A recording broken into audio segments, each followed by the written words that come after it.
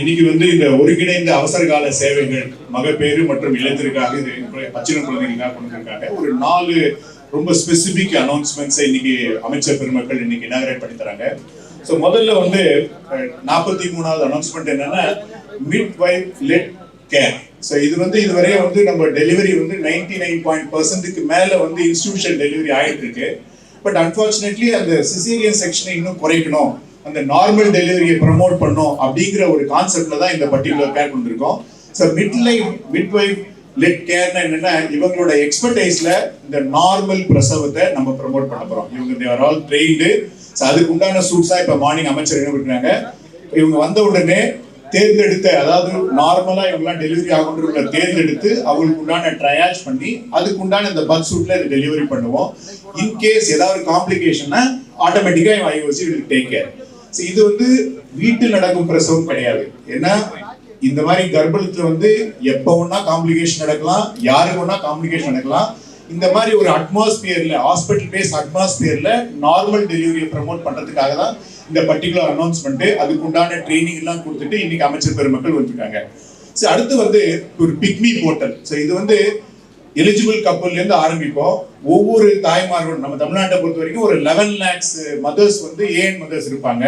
இவங்க கர்ப்ப காலத்துல இருந்து கர்ப்பம் தரிச்ச உடனே அதை கன்ஃபார்ம் பண்றது, அவங்களோட ஆன்டிநேட்டல் சர்வீஸ் கொடுக்கறது, டெலிவரி, போஸ்ட் நேட்டல், இது மாதிரி மொத்த சேவைகளையும் இதை ஒருங்கிணைச்சு இதை கொடுக்குறோம். இது வந்து அரசு நடக்குதுன்னு சரி, தனியார் நடந்தாலும் சரி, ஒரு 20-25,000 மேற்கான யூசர்ஸ் இதுல இருக்காங்க. இது என்னன்னா இது பிரகாரம் நம்மளால இந்த ஹை ரிஸ்க் மதர் யாரு அப்படின்றத கண்டுபிடிச்சு அவங்களுக்கு ஒரு ஃபோக்கஸ் அட்டென்ஷன் கொடுத்தோம்னா இன் ஃபியூச்சர்ல நம்மளுக்கு மெட்டர்னல் மார்டாலிட்டி வரதை நம்மளால கண்டிப்பா குறைக்க முடியும். அது இல்லாம 2-3 ஃபீச்சர்ஸ் இப்ப ஆட் ஆன் பண்ணிட்டு இருக்கோம். உங்க எல்லாருக்கும் தெரியும் இந்த RCS ID அப்படிங்கிறதா ரொம்ப ரொம்ப எசென்சியல். இது மேண்டேட்டரி. இது இருந்தா மட்டும்தான் டெலிவரி ஆன பிறகு அந்த குழந்தைக்கு பர்த் சர்டிஃபிகேட் வாங்க முடியும். இதை வந்து பப்ளிக்கே நீங்க செல்ஃப் ரெஜிஸ்ட்ரேஷன் பண்ணோம் அப்படிங்கிற கான்செப்ட்ல இப்ப கொண்டு வந்திருக்கோம். அதுவும் ஓபன் பண்ண போறோம். அது இல்லாம இந்த ஐரிஸ் மதர் வந்து யாரு எங்க சர்வீஸ் எடுத்துக்கிட்டாலும், தனியார் இருந்தாலும் சரி, அரசுல இருந்தாலும் சரி, எல்லாருக்குமே அந்த 129 சீமாங் சென்டர்னு சொல்லுவோம். அதுல எல்லாருக்குமே இந்த ஐரிஸ் மதர் தெரிய பண்ணோம்னா கண்டிப்பா அதுக்கு முன்னாடி கொடுக்கலாம். அடுத்து வந்து அசம்பிளி அனௌன்ஸ்மெண்ட் வந்து 46. இது வந்து ஒரு கிராஷ் கார்டு எமர்ஜென்சி. அதாவது எமர்ஜென்சி எப்போ வரும், எந்த இன்ஸ்டிடியூஷன்ல வரும் தெரியாது. அந்த மாதிரி நேரத்துல 1 நிமிடத்துக்குள்ளார அந்த பேஷண்ட்டை நோக்கி இந்த கிராஷ் கார்ட்ல உள்ள அந்த எமர்ஜென்சி எக்யூப்மெண்ட்ஸ் எல்லாம் ரீச் ஆகும். உங்களுக்கு கார்டியாக் சேலஞ்சஸ் வரலாம், ரெஸ்பிரேட்டரி சேலஞ்சஸ் வரலாம், ஹைப்போகிளைசெமியா வரலாம், அனாஃபிலாக்டிக் ரியாக்ஷன் வரலாம். எது வந்தாலும் அதுக்கு உண்டான அந்த everything will be in this particular driver. இது பார்க்கும்போதே பாத்தீங்கன்னா ஒரு டிஃபிபிரிலேட்டர் இருக்கும், ஒரு செக்ஷன் இருக்கும், ஒரு 5 செட் ஆஃப் டிரார் இருக்கும். இந்த டிரார்லயே வந்து கிளியரா உங்களுக்கு ஃபர்ஸ்ட் செட்ல மெடிசன்ஸ் இருக்கணும், செகண்ட் வந்து airway management, third and fourth வந்து சர்க்குலேஷன், அதுக்கப்புறம் ஒரு எமர்ஜென்சிக்கான ப்ரொசீஜர்ஸ், ட்ரக்கியாஸ்டமியோ, இசிஜியோ, வாட் எவர் இட் இஸ், இது எல்லாமே இருக்கும். இதோட அட்வான்டேஜ் என்னன்னா த்ரூஅவுட் வேர்ல்ட் இதுதான் பேசிஸ். இதே மாதிரி தான் எல்லா இடத்துல இருக்கும். நம்ம என்ன எதிர்பார்க்கறோம்னா ஒரு மசில் மெமரி. நீங்க கண்ணை மூடிட்டு அந்த டயல் திறந்தா கூட இந்த பொசிஷன்ல இந்த ஐவி ஃப்ளூயிட் இப்படி தான் இருக்குன்ற அளவுக்கு நம்ம ட்ரெயின் பண்ணி வைக்கிறோம். இதனால நம்ம எமர்ஜென்சிக்கான இன்டர்வென்ஷன் உடனடியாக கொடுக்கலாம்.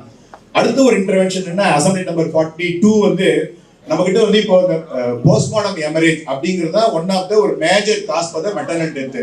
அதை தடுக்கணுன்றதுக்காக தான் பர்டிகுலரா ஆரம்ப சுகாதார நிலைமையில வந்து இந்த யுட்ரைன் பலூன் டேம்பரேட், அதாவது இப்போ 108 இருக்கு, ஒரு 10 நிமிடத்துல நமக்கு எமர்ஜென்சினா டிரான்ஸ்ஃபர் பண்ண முடியும். பட் அந்த டிரான்ஸ்ஃபர் பண்ண நேரத்திலையும் எந்தவித மகப்பேறு இழக்க கூடாதுன்றதுக்காக தான் இந்த யுட்ரைன் டேம்பரேட் போட்டு நம்மளால டிரான்ஸ்போர்ட் பண்ணலாம். ஸோ அதனால பண்ண முடியும்.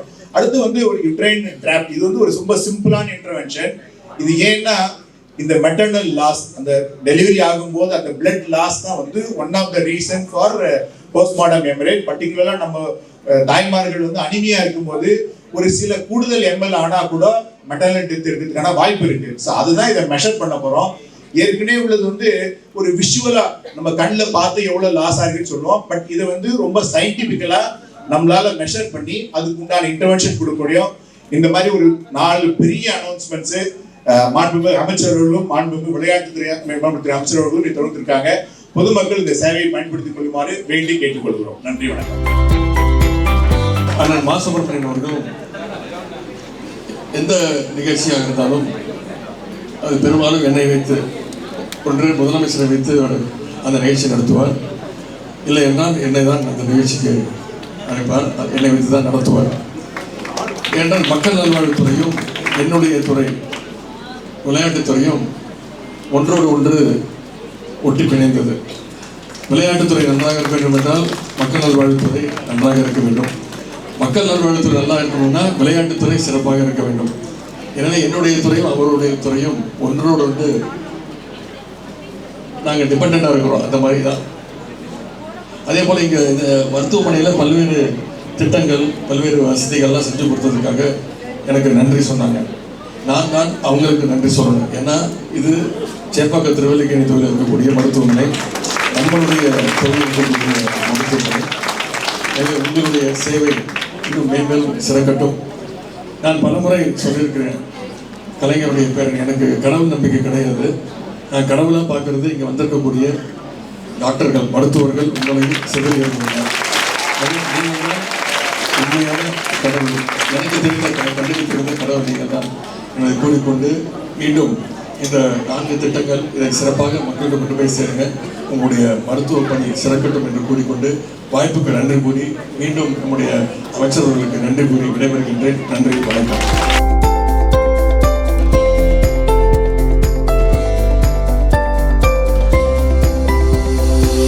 பேர் வந்து நர்ஸ் ப்ராக்டிஷனர் இன் மிட்வைஃபரி. நாங்கள் வந்து தெலுங்கானாவில் வந்து தமிழ்நாடு கவர்மெண்ட் ஆரம்பித்து அங்கே தெலுங்கானா கவர்மெண்ட்டில் ஒரு ப்ரைவேட் ஹாஸ்பிட்டலில் வந்து ட்ரைனிங் எடுத்துகிட்டு வந்திருக்கோம்.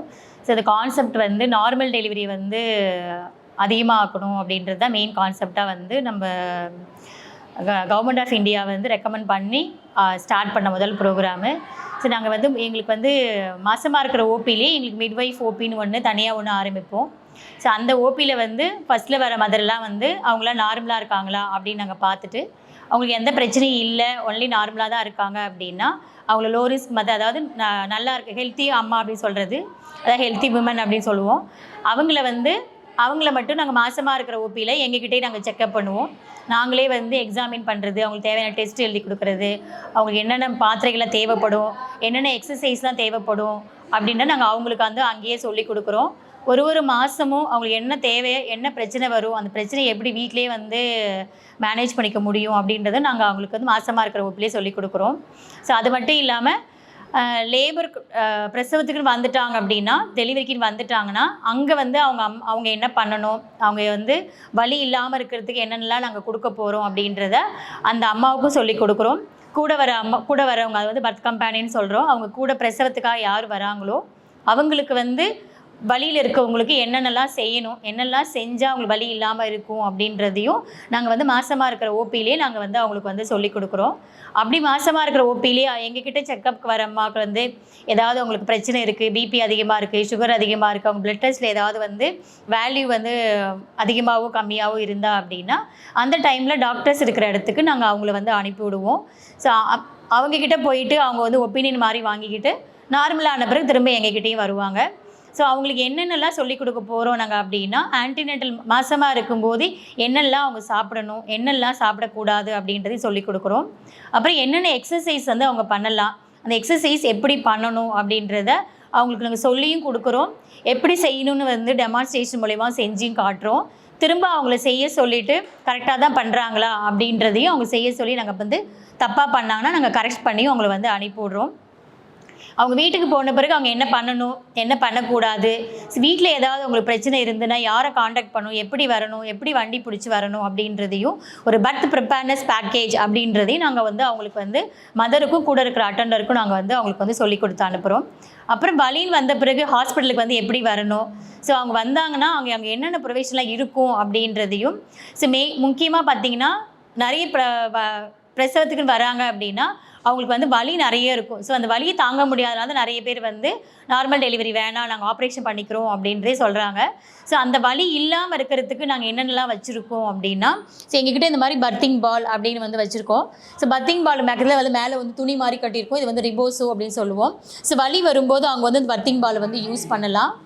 அதுக்கடுத்து மேலேயும் வந்து பிடிச்சிக்கலாம், வலி வரும்போது பிடிச்சிக்கிட்டானா ஸோ அந்த வலி வந்து அவங்களுக்கு வந்து கம்மியாக இருக்கும்.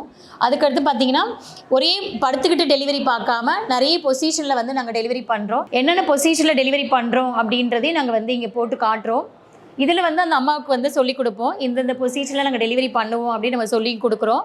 அதில் அவங்களுக்கு எந்த பொசிஷன் வேணும், எது அவங்களுக்கு வசதியாக இருக்கும் அப்படின்னு அவங்க என்ன கேட்குறாங்களோ அவங்க கேட்குற பொசிஷனை வந்து டெலிவரி அவங்க என்ன எதிர்பார்க்குற மாதிரி நாங்கள் அந்த பொசிஷனில் வந்து டெலிவரி வந்து நாங்கள் வந்து பண்ணி கொடுக்குறோம். ஸோ உட்காந்துருந்து நாங்கள் பண்ணிக்கிறோம், எங்களால் எழுந்திருக்க முடியல அப்படின்னு சொன்னாங்கன்னா எங்களுக்கு உட்காந்துருந்து பண்ணுற மாதிரி எங்களுக்கு வந்து பர்த்திங் சேர் அப்படின்னு வந்து ரெடி பண்ணியிருக்கோம். அதில் வந்து குஷனில் வந்து குஷன் வந்து இருக்குது எங்களுக்கு. ஸோ பேக் ரெஸ்ட்டும் வந்து நாங்கள் வந்து குஷன் மாதிரி வச்சுருக்கோம். ஹேண்ட்லேயே வந்து குஷன் மாதிரி வச்சுருக்கோம். ஸோ எழுந்திருக்க முடியல உட்காந்து தான் பண்ண முடியும் அப்படின்னு சொன்னால் இந்த பொசிஷன் நாங்கள் வந்து டெலிவரி பண்ணிக்கிறோம். அதுக்கடுத்து இல்லை செவத்தில் சாஞ்சிக்கிற மாதிரி ஃபீல் பண்ணுறாங்க, என்னால் வந்து எழுந்திருக்கவும் முடியாது படுக்கவும் முடியாதுன்னு சொன்னாங்கன்னா அதுக்கு ஸ்டூல் மாதிரி வச்சுக்கிறது வந்து பர்த் ஸ்டூல் அப்படின்றோம். இந்த ஸ்டூலில் உட்காந்துக்கலாம், செவத்தில் வந்து அவங்க சாஞ்ச மாதிரி உட்காந்துக்கலாம். கூட இருக்கிற பர்த் கம்பெனியன் வந்து அவங்களுக்கு சப்போர்ட் பண்ணி பிடிச்சிப்பாங்க. ஸோ இந்த பர்த் ஸ்டூல் வச்சும் நாங்கள் வந்து அவங்களுக்கு வந்து டெலிவரி பண்ணுறோம். அதுக்கடுத்து ரொம்ப வலி இருக்குது எங்களால் டாலரேட் பண்ண முடியல அப்படின்னு சொன்னால் ரிவர்ஸ் சிட்டிங் சேர் அப்படின்னு சொல்லிட்டு அம்மா வந்து இப்படி வந்து உட்கார சொல்லிவிட்டு கூட இருக்கிற அட்டெண்டர் வந்து இந்த மாதிரி ரோலர் மசாஜ் அப்படின்னு வாங்கியிருக்கோம். ஸோ இதை வச்சுட்டு ரோலர் மசாஜ் எங்கே வலி இருக்குன்னு சொல்கிறாங்களோ அந்த இடத்துல வந்து நாங்கள் வந்து செஞ்சு கொடுக்குறோம். அப்புறம் நிறைய வந்து பெயின் வந்து இடுப்புலையும் ஹிப்லையும் தான் நிறைய வந்து பெயின் அதிகமாக இருக்குன்னு சொல்லுவாங்க. ஸோ வலி நிறையா இருக்குன்னு சொல்கிற எந்த இடத்துல சொல்கிறாங்களோ அந்த இடத்துல வந்து ஸோ அவங்களுக்கு வந்து பேக் மசாஜ் வந்து ரோலர் மசாஜ் வந்து இந்த இன்ஸ்ட்ருமெண்ட்டை யூஸ் பண்ணி அவங்களுக்கு வந்து நாங்கள் வந்து மசாஜ் பண்ணுவோம். ஸோ கூட இருக்கிற அட்டெண்டருக்கே சொல்லி கொடுத்துட்டோம் அப்படின்னா அவங்களே எப்போல்லாம் பெயின் வருதோ அவங்களே வந்து சொல்லி கொடுப்பாங்க. அதுக்கடுத்து கோல்டு அப்ளிகேஷன் வச்சுருக்கோம். ஸோ இது கோல்டு பேக் வந்து கோல்டு வாட்டர் ஃபில் பண்ணிவிட்டு துணியில் சுற்றிட்டு எங்கே வலி இருக்குன்னு சொல்கிறாங்களோ அந்த இடத்துல வந்து வச்சோம்னா வலி வந்து அவங்களுக்கு வந்து கம்மியாகும். ஓகே, அதுக்கடுத்து ஹாட் வாட்டர் வச்சுருக்கோம். ஹாட் வாட்டரில் வந்து 2 different type of hot water bag வச்சுருக்கோம். அதில் வந்து வாட்டரை ஃபில் பண்ணிவிட்டு அதையும் வந்து துணியில் சுற்றிட்டு அதையும் எங்கே வலி வருதுன்னு சொல்கிறாங்களோ அந்த இடத்துல வந்து கொஞ்சம் கொஞ்சமாக வச்சு எடுத்தோம். 2 கை வச்சு எந்த இடத்துல வெளி ஜாஸ்தின்னு சொல்கிறாங்களோ அந்த கை வச்சுட்டு வந்து ரொம்ப கம்ப்ரெஸ் பண்ண சொல்லுவோம். அப்படி பண்ணோன்னா நல்ல பெயின் வந்து அவங்களுக்கு வந்து கம்மியாக இருக்கும். அதுக்கடுத்து இன்னும் நிறைய பேருக்கு பார்த்தீங்கன்னா 2 ஹிப் சைட்லையும் பெயின் இருக்குன்னு சொல்லுவாங்க. Hip 2 double hip space. So அந்த இடத்துல வந்து இந்த மாதிரி நம்ம வந்து ப்ரெஸ் பண்ணி கொடுத்தோம் அப்படின்னா அப்பயும் நல்லா வந்து பெயின் வந்து அவங்களுக்கு கம்மியாக இருக்கும். ஸோ இதெல்லாம் நாங்கள் வந்து மாதமாக வரும்போது கூட வரவங்களுக்கு வந்து இதெல்லாம் சொல்லி கொடுத்து அவங்கள ட்ரெயின் பண்ணி அவங்கள தான் டெலிவரி வரும்போது கூட்டிகிட்டு வரணும்னு நாங்கள் சொல்கிறோம். ஸோ அப்போ அவங்க ஏற்கனவே அவங்க செஞ்சு ப்ராக்டிஸ் பண்ணதுனால ஸோ டெலிவரி இந்த ரூமுக்குள்ளே வரும்போது அவங்களுக்கு செய்யறதுக்கு வந்து அவங்களுக்கு வந்து ஈஸியாக இருக்கும். அதுக்கு வந்து ரூமே பார்த்தீங்க அப்படின்னா இந்த மாதிரி இருக்காது. ஸோ டெலிவரி ரூமே வந்து பிரைட்டாக இல்லாமல் இது மாதிரி டிம்மாக இருந்துச்சு அப்படின்னா அவங்க அந்த இருட்டாக இருக்கும்போது தான் அந்த நேச்சுரலாக அந்த ஆக்சிடோசின் ஹார்மோன் வந்து நிறைய செக்ரேட் ஆகும். அப்போ அந்த ஹார்மோன் தான் வந்து லேபரை வந்து டெலிவரியை வந்து சீக்கிரமாக பண்ணுறதுக்கு வந்து ஹெல்ப் பண்ணும். ஸோ இந்த மாதிரி அவங்களுக்கு ரூமும் கொடுப்போம். அதுக்கடுத்து இந்த ரூமில் வந்து ஹாஸ்பிட்டல் வாசனை வராமல் இருக்கிறதுக்கு வீட்டில் இருக்கிற மாதிரியே இருக்கணும் அப்படின்றதுக்காக அரோமா டிஃப்யூசர் ஒன்று கொடுத்துருக்கோம். ஸோ இதில் இந்த ஸ்மெல் வந்து நல்லாயிருக்கும் அப்படின்றதுனால அந்த ஹாஸ்பிட்டல் ஃபீல் இல்லாமல் அந்த ஸ்மெல்லே அவங்க வந்து மைண்டும் பாடி ரிலாக்ஸ்டாக இருக்கும். ஸோ பெயின் வந்து கம்மியாக வந்து ஃபீல் பண்ணுவாங்க. ஸோ இந்த ரூமுமே வந்து ஒரு டார்க்காக இருக்கிறதுனால ஹார்மோன் நிறைய செக்ரேட் ஆகும். ஸோ அது மூலயமா வந்து லேபர் வந்து நிறைய வந்து சீக்கிரமாக நடக்கும் அப்படின்றதையும் நாங்கள் அம்மாவுக்கும் கூட வர அட்டெண்டருக்கும் நாங்கள் வந்து சொல்லி கொடுத்து தான் நாங்கள் உள்ளேயே வந்து கூட்டிகிட்டு வரோம். ஸோ இடது பக்கமாகவோ இல்லை வடது பக்கமாகவோ அவங்கள வந்து திரும்ப சொல்லிவிட்டு ஸோ அவங்களுக்கு என்ன கம்ஃபர்டபுள் என்ன தேவைப்படுதுன்னு சொல்கிறாங்களோ ஏதாவது ஒரு சைடு திரும்ப சொல்லிவிட்டு ஸோ இந்த பொசிஷனில் வச்சுட்டும் நாங்கள் வந்து அவங்களுக்கு வந்து டெலிவரி பார்ப்போம்.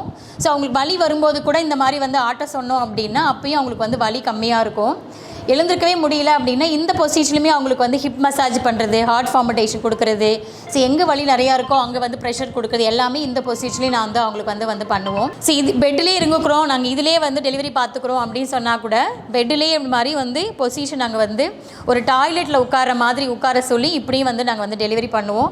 இல்லை படுத்துக்கணும்னு சொன்னாங்க அப்படின்னா இந்த மாதிரி தலையை கொஞ்சம் தூக்கி வச்ச மாதிரி கொஞ்சம் தலையை தூக்கி வச்சுட்டு ஸோ இந்த பொசிஷன்லேயும் அவங்களுக்கு வந்து நாங்கள் டெலிவரி பண்ணுறோம். ஸோ அவங்க என்ன விரும்புகிறாங்களோ அவங்க என்ன கேட்குறாங்களோ நாங்கள் அந்த பொசிஷன்லேயே அவங்களுக்கு தேவையானது நாங்கள் வந்து கொடுத்து நாங்கள் வந்து டெலிவரி பண்ணுறோம். இது வந்து எதுக்கு அப்படின்னா ஸோ அந்த பிரசவம் ஆகும்போது அந்த பிரசவ வாயின்னு சொல்கிற வந்து நல்லா வந்து ரிலாக்ஸ்ட் ஆகி ஈஸியாக டெலிவரி ஆகிறதுக்கு ஹெல்ப் பண்ணும். டெலிவரி ஆகும்போது அந்த இடத்துல வந்து நிறைய பேர் கிழிஞ்சு தையல் போடுவாங்க, அது வந்து இது பண்ணுறதுனால கொஞ்சம் குறையும் அப்படின்றதுனால இது மாதமாக இருக்கும்போதே அவங்களுக்கு சொல்லி கொடுத்து நாங்கள் ட்ரெயின் பண்ணி வந்து வர சொல்கிறோம். இந்த போஸ்டர் பார்த்தீங்கன்னா சரி டெலிவரிக்குன்னு வந்திருக்காங்க அப்படின்னா படுத்தே இருக்காமல் இதில் இருக்கிற போஸ்ட் மாதிரி இல்லை கூட வரவங்க வந்து இதெல்லாம் இந்த மாதிரிலாம் நிலைகள் இருந்தால் இந்த மாதிரிலாம் எக்ஸசைஸ் பண்ணாங்க அப்படின்னா ஸோ வலியும் கம்மியாகும், சீக்கிரமாகவும் டெலிவரியும் ஆகும். அவங்களும் வந்து ஒரு பயம் பதட்டம் இல்லாமல் வந்து ஒரு கம்ஃபர்டபுளாக வந்து இந்த செட்டிங்கில் இருப்பாங்க.